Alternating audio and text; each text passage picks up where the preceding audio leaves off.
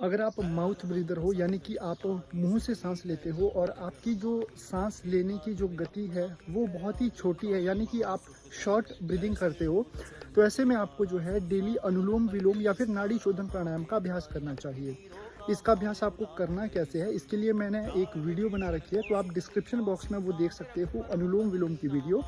उसे देखकर भी आप जो है रोज़ इसका अभ्यास कर सकते हो। अनुलोम विलोम का अभ्यास करने से आपकी जो ब्रीदिंग है उसकी जो लेंथ है वो काफ़ी बढ़ जाएगी और आप जो है अपने माउथ के बजाय अपने नाक से सांस लेना शुरू कर देंगे। तो इस ब्रीदिंग को आप जो है करिए 10 से 15 दिन के अंदर अंदर। अगर आप रेगुलर तरीके से इस ब्रीदिंग का अभ्यास करते हैं तो इसका जो है बहुत ही अच्छा इफेक्ट आपको देखने को मिलेगा।